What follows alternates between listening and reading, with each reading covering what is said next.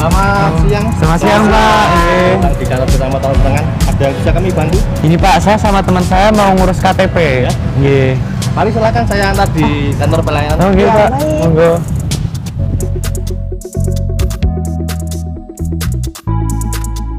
Mari silakan. Oh, nggih, Pak. Baik. Siang, Bu. Mau ngurus KTP, Bu. Oh iya, silakan isi buku tamu dulu. Oh, nggih.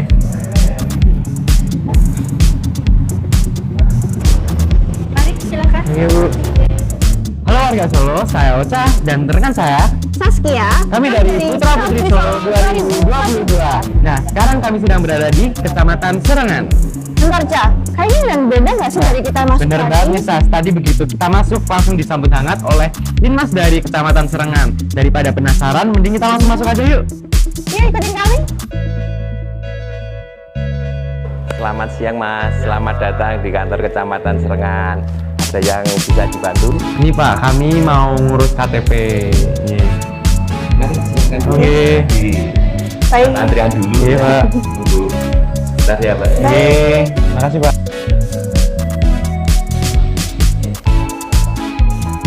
Selamat siang, Anda bisa saya bantu, Mbak? Oke, kami mau ngurus KTP Pak. Oke. Sebelumnya perkenalkan Mbak, saya Ocha.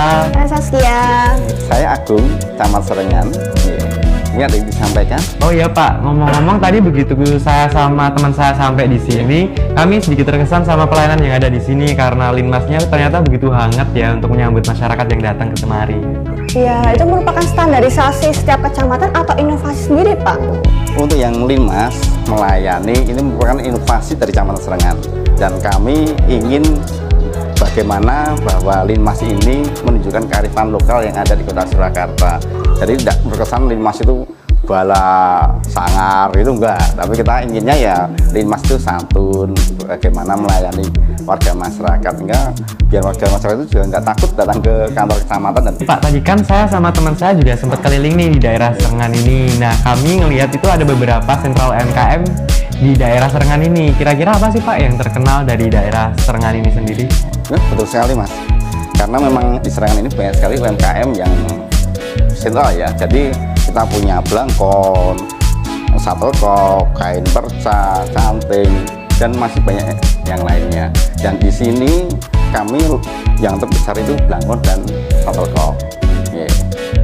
Ya, kalau boleh tahu Bapak, kalau ingin tahu lebih lanjut, bagaimana ya dengan Penjelasannya belangkon? mungkin ya, biar lebih detailnya kami juga bisa tahu. Lebih menariknya kita pindah tempat yuk, biar kita ngobrolnya lebih nyaman gitu. Mas Ocha, Mbak Saskia, gimana tempatnya? Enak kan? Ya, rindang ya? Iya. Ya, ini ada teman-teman saya. Beliau ini Pak Kalis dari Paguyuban UMKM Shuttlecock. Sebelahnya beliau Pak Ananta dari Ketua Paguyuban Pengrajin Blangkon. Dan sebelahnya lagi beliau Pak Yunan selaku Ketua LPMK di Kelurahan Serengan. Nah, beliau inilah yang paham bagaimana UMKM berkembang di Kecamatan Serengan. Dan sebenarnya ini apa berbanding lurus dengan inovasi yang ada di Kecamatan Serengan, karena kita punya selasar baik Serengan menanggulangi pengangguran berbasis UMKM. Nah, mereka lah stakeholder kami. Mungkin saya ingin bertanya untuk lebih lanjutnya tentang bagaimana sih awal mulanya terbentuk usaha-usaha ini. Mungkin bisa dari usaha shuttlecock dulu Bapak. Dulu awalnya untuk di shuttlecock itu sebetulnya kita itu cuma warisan dari para orang tua kami. Jadi dari dulu memang shuttlecock itu pekerjaan di masyarakat, tapi ini sudah ada perkembangan kemajuan dari para pengrajin shuttlecock.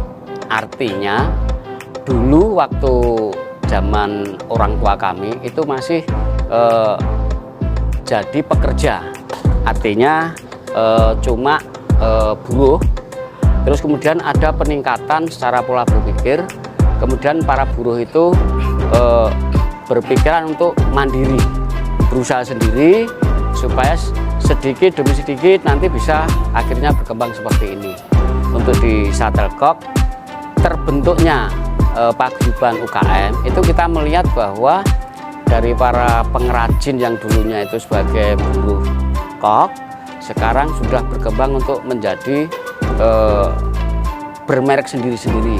Kita kumpulkan jadi satu, terus kita ketika 2 bulan sekali kita mengadakan pertemuan, itu membahas kesulitan apa dan ini harus bagaimana, jangan sampai nanti ada persaingan yang tidak sehat seperti itu. Itu awal mula dari kami membentuk Paguyuban Shuttle Corp. Dan berkembang sampai saat ini. Kebetulan juga di kecamatan ada program yang Serengan Selaras. Itu juga kita mewadahi ketika masyarakat ada yang pengangguran, ingin belajar bekerja, itu kita tampung juga, difasilitasi dari pihak kecamatan. Seperti itu.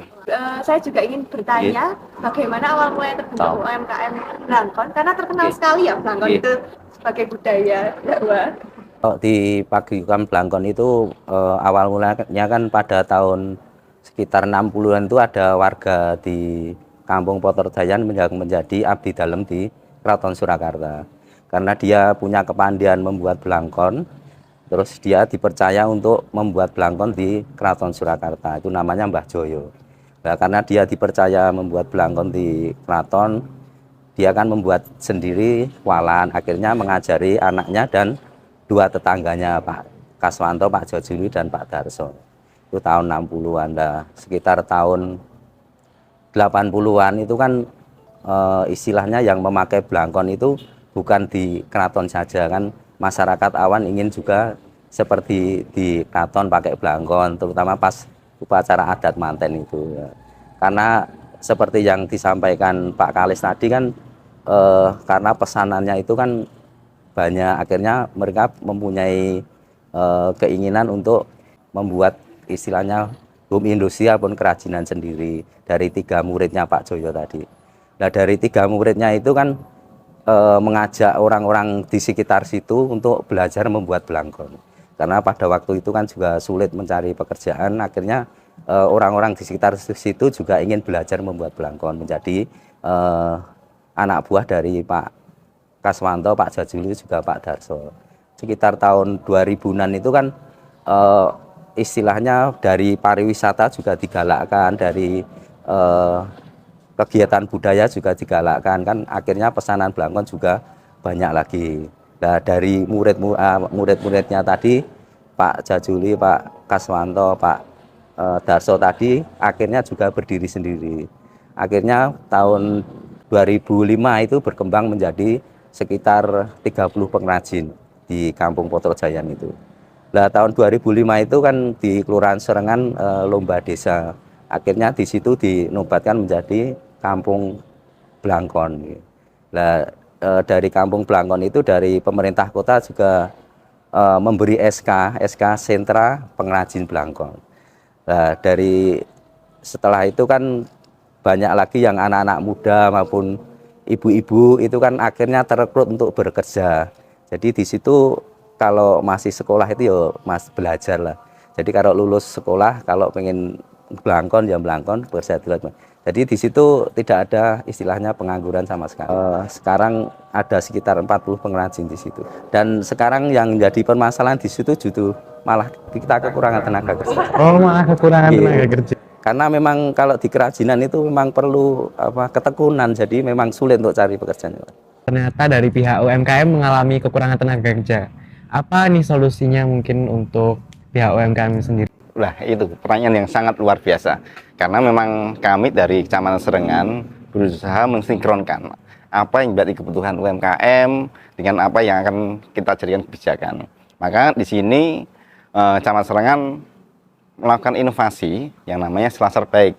Jadi saya sebutkan Serengan menanggulangi pengangguran berbasis UMKM, di mana namanya orang bekerja dan pelaku usaha pasti yang ingin mendapatkan tenaga kerja yang betul-betul sesuai dengan apa yang diinginkan.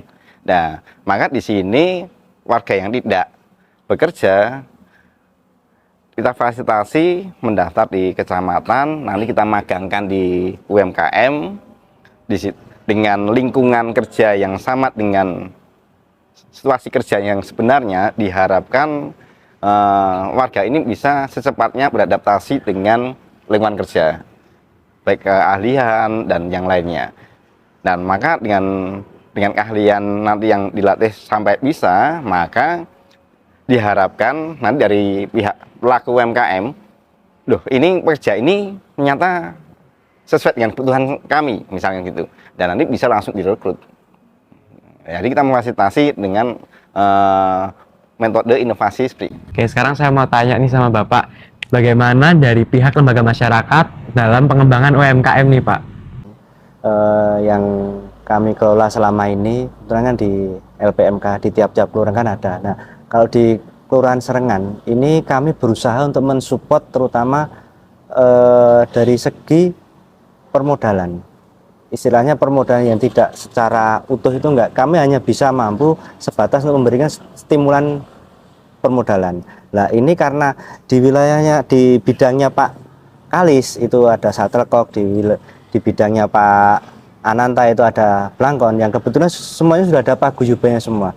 Nah ini bisa untuk mengajukan program bantuan yang kami kelola itu dana pembangunan kelurahan itu mengajukan sebuah dana permodalan. Nah, dari pihak kami itu hanya bisa sekedar memberikan stimulan, mungkin tidak besar tapi lumayan untuk dikembangkan dalam paguyuban beliau-beliau ini.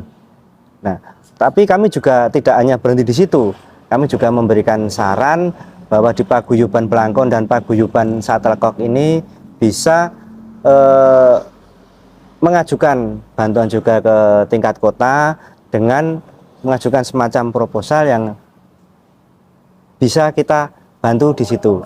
Dari segi istilahnya mengetahui LPMK dan kelurahan itu nanti bisa membantu untuk meminta bantuan ke tingkat kota. Dan nanti turunnya bisa juga dititipkan lewat dana pembangunan kelurahan yang berupa hibah khusus. Semacam itu yang bisa kami bantukan untuk memikirkan pengembangan UMKM di wilayah kita. Wah, ternyata cukup sampai di sini nih, Cek, keseruan kita di Kecamatan Serengan ini. Ya, bener banget.